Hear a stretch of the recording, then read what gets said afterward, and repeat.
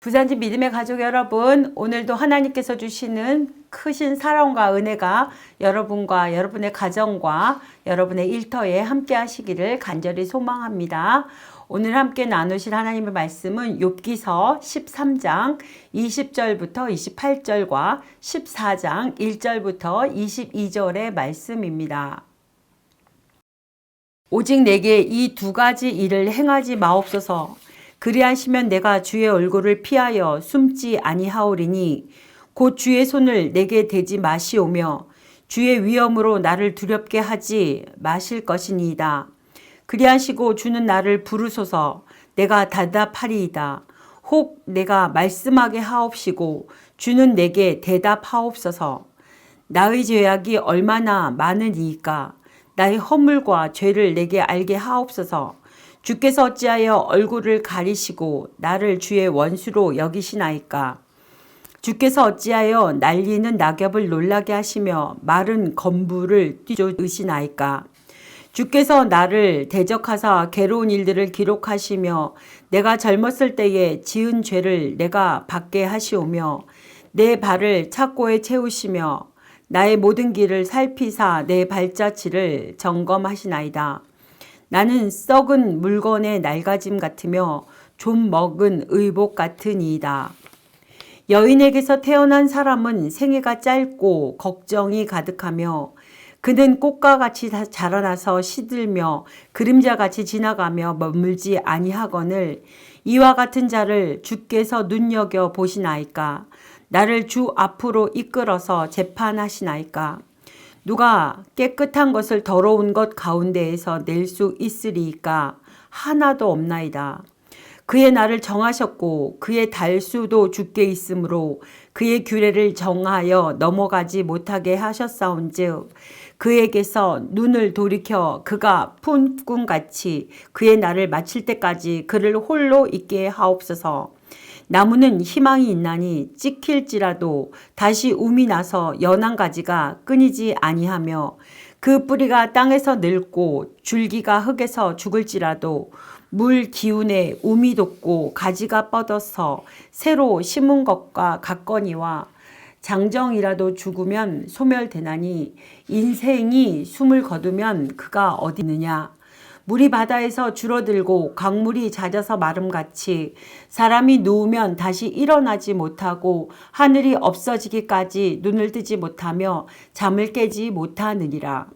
주는 나를 스올에 감추시며 주의 진노를 돌이키실 때까지 나를 숨기시고 나를 위하여 규례를 정하시고 나를 기억하옵소서.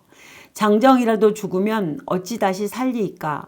나는 나의 모든 고난의 날 동안을 참으면서 풀려나기를 기다리겠나이다. 주께서는 나를 부르시겠고 나는 대답하겠나이다. 주께서는 주의 손으로 지으신 것을 기다리시겠나이다. 그러하온데 이제 주께서 나의 걸음을 세시오니 나의 죄를 감찰하지 아니하시나이까. 주는 내 허물을 주머니에 봉하시고 내 죄악을 싸매시나이다. 무너지는 산은 반드시 흩어지고 바위는 그 자리에서 옮겨가고 물은 돌을 담게 하고 넘치는 물은 땅의 티끌을 씻어버리나이다. 이와 같이 주께서는 사람의 희망을 끊으시나이다. 주께서 사람을 영원히 이기셔서 떠나게 하시며 그의 얼굴빛을 변하게 하시고 쫓아보내시오니 그의 아들들이 존귀하게 되어도 그가 알지 못하며 그들이 비천하게 되어도 그가 깨닫지 못하나이다. 다만 그의 살이 아프고 그의 영혼이 애곡할 뿐이니이다. 아멘. 오늘 본문은 하나님을 향한 욥의 기도를 기록하고 있습니다. 이유 모를 재난에 대한 하나님께 해명을 요구하고 있습니다. 욥은 먼저 하나님께 호소하기 전에 20절과 21절에 보시면 두 가지 조건을 제시하고 있습니다. 첫째는 주의 손을 자기에게 대지 말라는 것이며 둘째는 주의 위엄으로 자기를 두렵게 하지 말아달라는 것이었습니다. 그리고 이런 조건이 수락된 후에 하나님과 변론하기를 소원하였습니다. 이어 욥은 하나님께 직접적으로 호소하기를 시작합니다. 그러한 호소의 첫 번째가 바로 자기에게 무슨 죄가 얼마나 많기에 자기를 대적하여 고난을 겪게 하시는지 알게 해달라는 것이었습니다. 여기서 그는 하나님께서 자신이 어렸을 때 지은 죄를 받게 한다고 함으로써 하나님께서 지금 자기에게 주시는 고난이 합당하지 않음과 현재 고난 당하는 자신의 처지를 볼 때 하나님께서 자기에게 주시는 재난이 지나치다는 것을 강조하고 있습니다.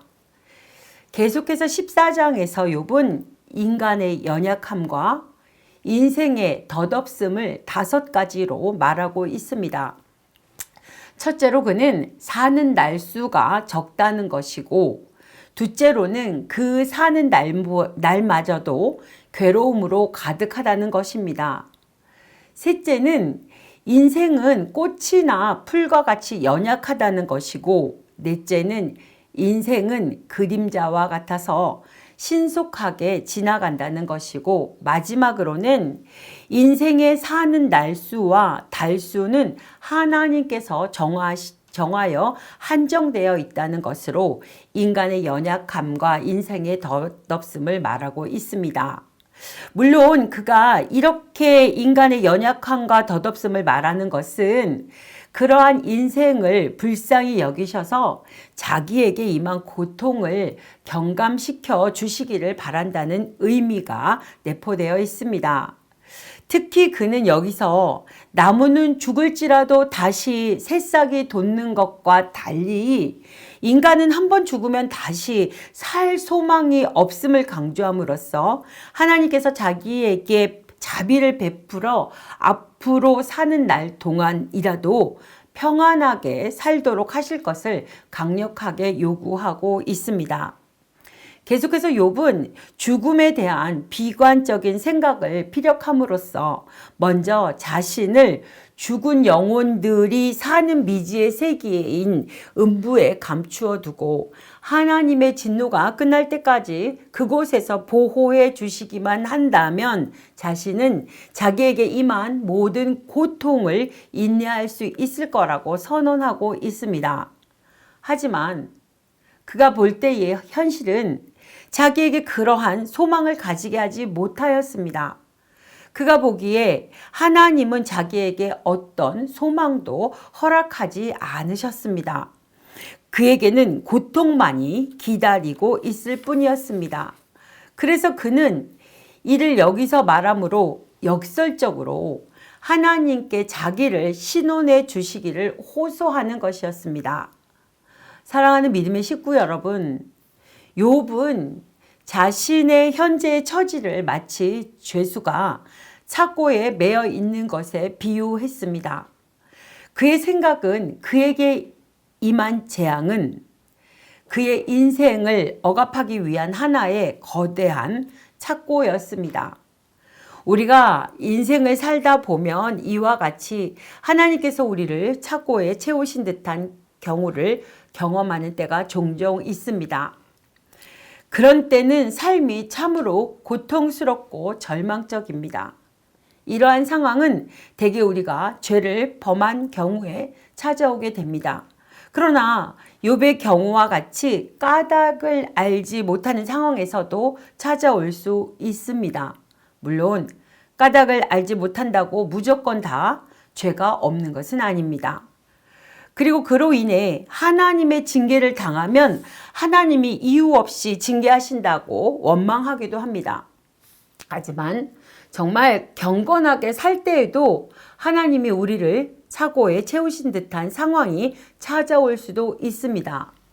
하나님께서 우리를 착고에 채우시는 것이 단순히 우리에게 고통을 주기 위한 것은 아니지만 하나님이 채우신 착고를 인위적인 방법으로 벗으려 한다면 우리는 더 큰 고통을 피할 수 없을 것입니다. 그러면 어떻게 하는 것이 현명한 처사일까요? 가장 현명한 처시는 하나님께서 매셨으니 하나님께서 풀어주실 때까지 잠잠히 기다리는 것입니다. 하나님께서 우리를 절망적인 상황에 처하게 하셨다면 거기에는 반드시 합당한 이유가 있을 것입니다. 그럼에도 불구하고 확실한 사실 한 가지는 하나님께서 우리를 절망적인 상황에 처하게 하시는 것은 우리로 절망하고 낙담하여 망하게 하기 위한 것은 아니라는 것입니다. 우리는 하나님의 자녀입니다. 어느 아버지도 자기 자식을 망하게 하고자 하지는 않습니다. 하나님이 우리를 절망적인 상황에 처하게 하시는 궁극적인 목적은 우리에게 있습니다. 우리의 죄를 회개케 하거나 우리의 신앙을 연단케 하거나 우리로 하나님의 시험을 통과하여 하나님이 준비하신 상급을 얻게 하기 위한 것입니다. 그러므로 믿음의 식구 여러분, 아무리 절망적인 상황이 찾아온다 할지라도 절망하거나 낙담하지 마십시오. 하나님이 왜 여러분을 그러한 상황에 처하게 하셨는지를 생각하고 그에 따라 행동하며 회복의 소망을 가지시기를 바랍니다. 저와 여러분을 향한 하나님의 사랑에는 영원히 변함이 없음을 믿어 의심치 마시기 바랍니다. 기도하시겠습니다. 우리를 자녀 삼아주신 하나님 아버지, 삶이 힘들고 고달파도 하늘의 소망을 두고 물러서지 않고 이겨내게 하여 주시옵소서. 하나님의 영원하신 변함없는 사랑에 감사하며 우리에게 맡겨진 삶을 잘 살아가도록 인도하여 주시옵소서. 우리 믿음의 식구들, 살아계신 하나님께서 우리와 함께 하신다는 사실을 잊지 말고 오늘도 주님과 동행하는 복된 날이 되도록 축복하여 주시옵소서. 예수님의 이름으로 기도드립니다. 아멘.